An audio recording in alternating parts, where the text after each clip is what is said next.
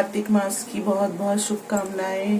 तो अभी हमारी तुलसा पूजा हो चुकी है और अभी हमने मंदिर की पूजा भी कर ली है, घर की पूजा। ये देखो हमारा कितना सुंदर लग रहा है मंदिर। तो आज हम दोनों अपनी मम्मी के घर आए हुए हैं, दोनों बहनें, इसलिए हम साथ में पूजा कर रहे हैं। तो बहुत ही अच्छा लग रहा है। नहीं तो अकेले घर में पूजा करते हैं तो हम अकेले से पड़ जाते हैं। और आज बहुत ही अच्छा लग रहा है, आनंद आ रहा है। अभी छत पे हम तुलसा जी की पूजा करके आए हैं। तो आप सभी को बहुत बहुत शुभकामनाएं। राधे राधे राधे राधे। तो आप मिले, आप मेरी बहन से। तो हम 3 जने कार्तिक स्नान कर रहे हैं। मेरी बहन छोटी वाली पुन्नू भी कर रही है, हम तीनों कर रहे हैं।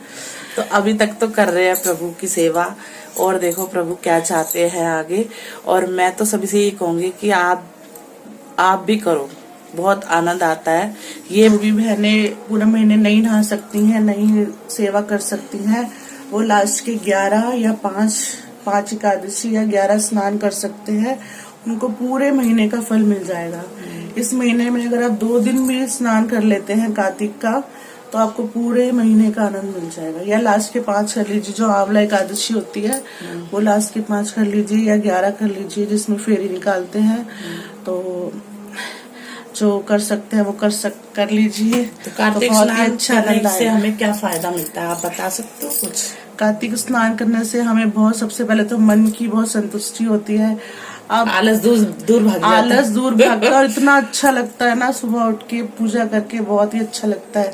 पूरे साल हम इस चीज को वेट करते हैं कि कब कार्तिक आए और कब हम पूजा करें, स्नान करें और इस महीने का आनंद उठाएं। जो किसी ने नहीं किया है अभी तक, वो करके देखिए तो आपको खुद ही पता चल जाएगा कि ये फीलिंग कैसी होती है।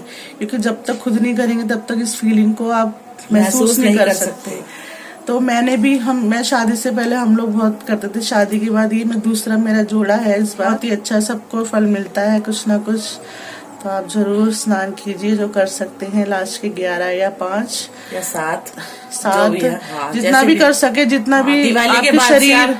हाँ, क्योंकि अभी तो सबके घरों में दिवाली की पूजा मतलब बिजी है, सब लोग नहीं कर सकते हैं। दिवाली बाद कर लीजिए, सब लोग रिलैक्स होते हैं घर के अंदर। त्योहार, बड़ा त्योहार जो है वो हो चुका होता है, तो आप लास्ट के कर सकते हैं।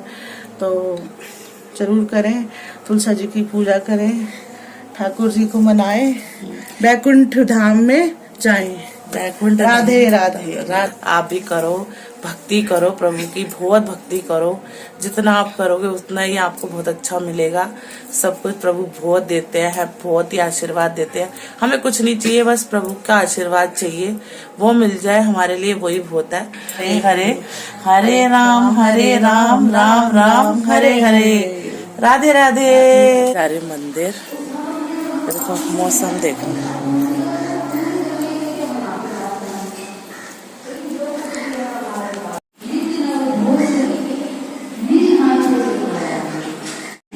तो रोटी पे भी ना रोज नया स्वाद आएगा भगवान। कभी कभी होता है ना, रोटी ऐसे सेकते तो उसमें लाते तो पानी आ जाता है बिल्कुल। तो इसका मतलब भगवान को ज्यादा तरजीह होती है। भगवान को जो संकेत देना होता है ना, तो वो हमारे आप से ही करेगा। हमारे आपकी पीठ में दर्द हो रहा है तो समझ लेना कि आपके भगवान की पीठ में दर्द हो रहा है। पहले जाकर उनके दबा दो, तो फिर देखना फिर आप खुद दवाई खाओ तो आपको भी आराम लग जाएगा और उनको आराम लगेगा। तो आप मन में कर दो रमन गाँव तुमने, तो बोलिए राधा रमन लाल की जय। लक्ष्मी माता की। और रात्रि के समय तो अमावस्या 31 को, 31 तारीख को, तो इसीलिए सभी मंत्र मेरे कॉलेज में 31 तारीख को जा रहे। अब मैंने बोला कि मेरे वहाँ पे सब 1 तारीख कह रहे, कहाँ कह रहे 1 तारीख। चतुर्थी के बारे में बताया, करवा चौथ की कथा के बारे में बताया, और ऐसे कौन से व्रत है जिनको रखने से हमें अच्छे फल प्राप्त हो, हमारे पाप जो नष्ट हो, पुण्य वर्धन हो, भगवान की भक्ति की प्राप्ति हो। तो फिर नारद जी ने बताया कि एक बार यही प्रश्न सत्यभामा जी ने भगवान से पूछा कि कौन सा कैसा क्या व्रत करें, हमें कार्तिक मास चल रहा है। तो भगवान ने उनको एकादशी के व्रत की कथा के बारे में बताया। अब इसकी पुरानी कथा पर ध्यान से सुनो।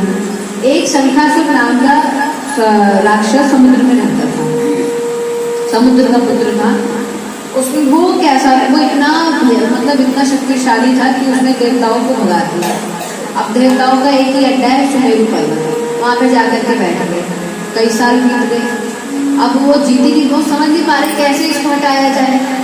अब क्या होता है कि सब जाते हैं विष्णु भगवान जी के पास कि अब आप हमारी रक्षा करो, बताओ अपने घर से निकल करके बैठे हैं, करो कुछ आप। और जब विष्णु जी के पास गए तो सबने खूब एकदम गाजा बाजा मतलब सब कुछ लेके ढोलक वोलक जीरा जीरा लेकर के धूप दीप नैवेद्य 16 प्रकार से मतलब जो पूजा करी जाती है वो सारी सामग्रियों को लेकर के ब्रह्मा जी के साथ में सभी देवता विष्णु भगवान के पास पहुंचे।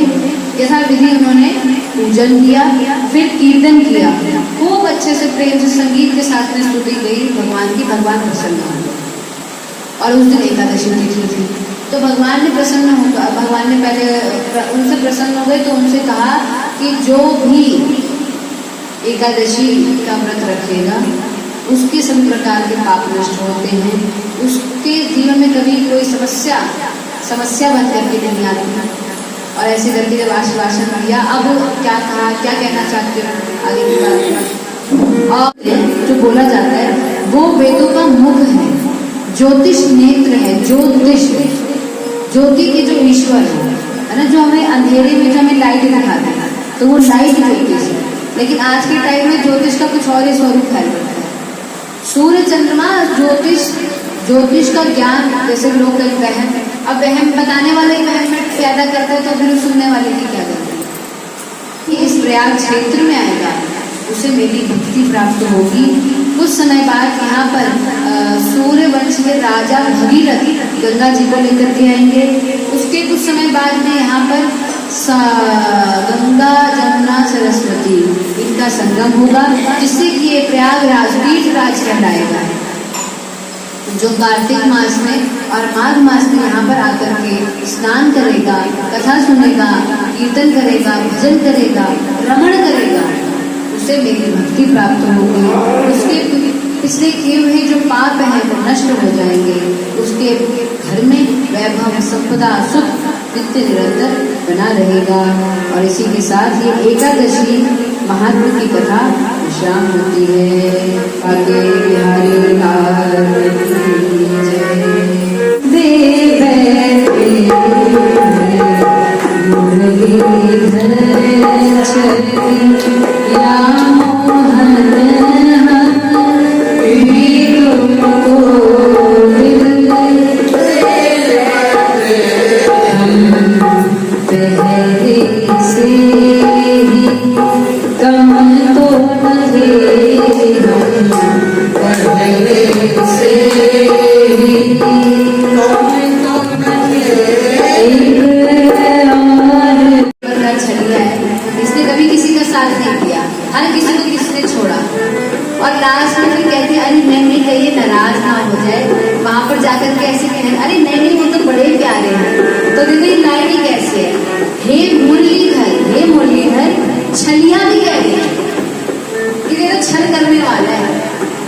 लेकिन तब भी क्या कह रहे कि तूने हमारा भी दिल तूने ले ही लिया। मतलब एक प्रेमी जो भगवान से जो प्रेम करता है ना, उसके पास से अधिकार होता है बोलने कि वो कुछ भी बोले, लेकिन फिर बाद में लास्ट में लगे ठीक है भाई, कैसे भी मरे कैसे भी हो, लेकिन तेरे साथ था। पहले से ही कम तो न पहले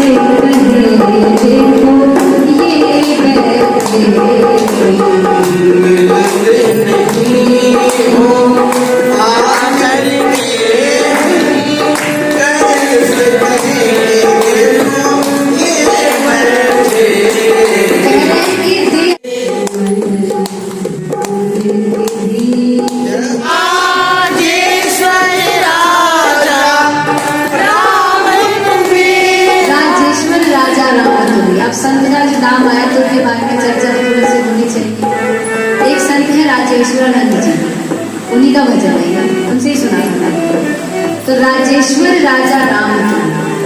तो वो कह रहे कि इस राजा के, इस राजेश के ईश्वर आप हैं, राम आप ही हैं। तो ये इनकी एक विशेषता, एक थोड़ा सा बताऊंगी, क्योंकि मेरा बहुत, अगर मेरे से पूछा जाए कि भगवान, वैसे तो संस्कार घर से मिले सारी चीजें, मम्मी पापा,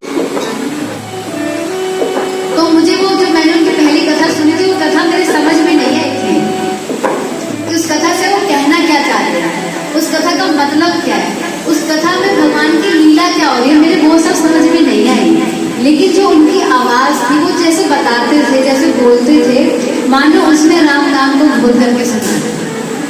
मतलब वो शब्द का अर्थ समझ में नहीं आ रहा, सच बता रही थी आपको, कभी कल सुनाऊंगी, वो एकादशी की कथा थी। तो वो कथा मेरे अब समझ में आई कि अच्छा, उस कथा का मतलब ये था जो ऐसे समझाते थे। और वो सिंपल एक लाइन बोलते थे, और उस लाइन में आप जितनी आपकी कैपेसिटी हो, जितना आप में दिमाग हो, आप उतना गहरा उसमें जा सकते थे, ऐसी उनकी कथा है। तो ऐसे संतों की अगर हम, मतलब उनका सुबह सुबह ध्यान आ गया तो, और मैंने सोचा आपको भी बता दूँ, दिन अच्छा हो जाएगा। तो ऐसे संतों की कृपा हमें आपको प्राप्त होती रहे, इन प्रकार कहीं ना कहीं से उनकी कृपा, उनकी छाया आ जाए, तो बस एकदम अच्छा हो जाती है। राजेश्वर राजा राम तुम्हें, राजेश्वर राजा राम तुम्हें, प्रभु योगेश्वर घनश्याम तुम्हें, प्रभु योगेश्वर घनश्याम तुम्हें, प्रभु योगेश्वर घनश्याम तुम्हें, प्रभु योगेश्वर घनश्याम भारी बने मुरली बजावन, भारे बड़े कभी मुरली बजा, यमुना तट निर्जन में बैठे, भारे बड़े कभी मुरली बजा, नानक निर्जन में बैठे, मुरली हर्ष से ही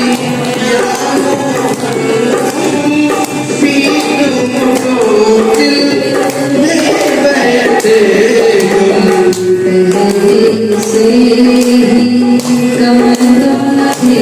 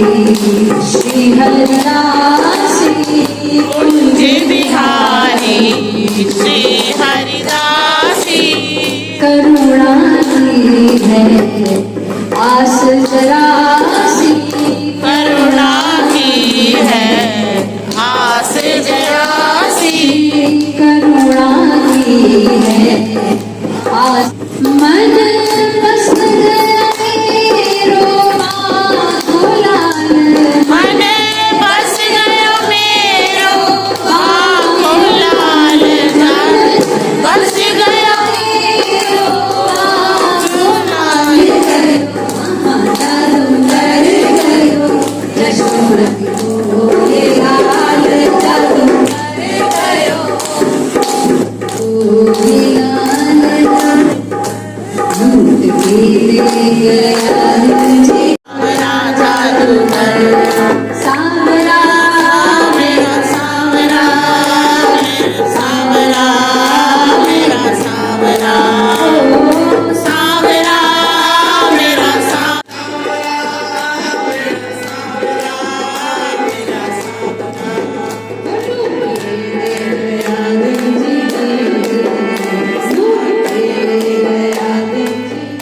मैं तो नहीं हमने को जमला को पानी सभी नट की हुई है एक कभी लटकी हुई दीवानी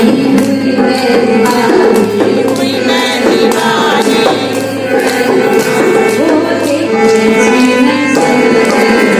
सांवरा जादूगर उसमें भाई तुझी नजर सांवरा जादूगर ले गया दिल जिगर सांवरा